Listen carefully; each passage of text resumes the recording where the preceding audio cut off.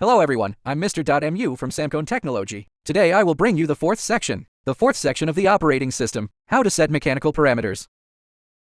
First, on the parameter interface page, select Mechanical Parameter Settings.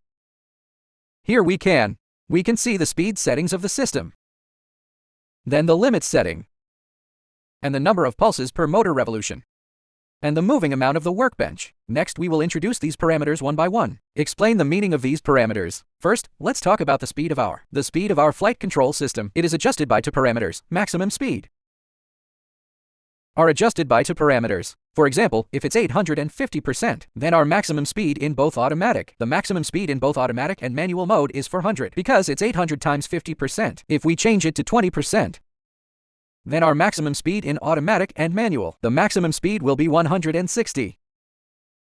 The jogging speed and acceleration and deceleration are adjusted separately. The jog speed in manual mode, it is limited by the maximum speed. If the jogging speed is now, the maximum speed is 300. The speed can only be 20%. The maximum jogging speed is 60. Even if this value is equal to 1000, which is greater than 800, then the maximum speed is 800 times 20%, which is 160, which is the maximum speed of the light. The current maximum speed is 160. This is our introduction to the rack about speed in the operating system. After introducing the speed, let's take a look at our positive and negative limits. When we enter the boot up screen, the positive and negative limit enable is off. We can first let it. Our axis moves to the positive and negative limit position. Let's say this point is the maximum negative limit position, and the current value is negative 2478. We set the negative limit position to negative 2478. The positive limit position is set the same way. After setting, we turn on the positive and negative limit enable.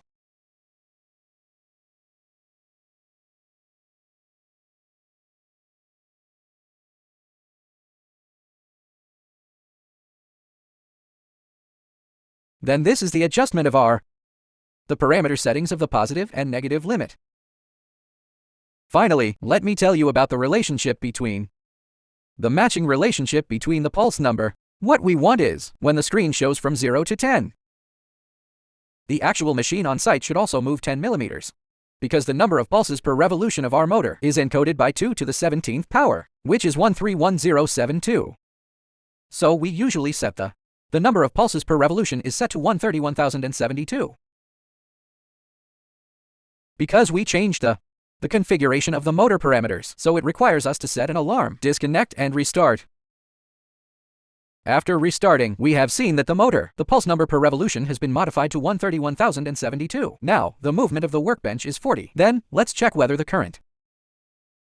position displayed on the touchscreen, the actual position. At this time, we first record the current. The current coordinate is negative 1853. Let's move it to 1810, which means it moves 43 millimeters. Then we use a ruler to measure the current. The moving distance of the guide rail. If it is also 43, it proves that it is 40. The 40 of the worktable's one round movement is correct. If it is now 86, which is twice as large as our current value, then we need to modify this parameter to 80. It will be modified to 80 here. The core logic is that when our motor sending a position of 43 millimeters, its pulse is fixed. However, we actually travel twice as far. We want it to move less, so we will increase. The amount of movement of the workbench is enlarged. At this time, we move to the same 43 position, from 40.8 to 80.16. It will send half the pulses. At this time, the distance of the workbench moving forward, distance will become the normal 43. This is about the motor's one revolution, parameters and the moving amount of the workbench, correction and modification of parameters. Finally, let's talk about the hand wheel during jogging.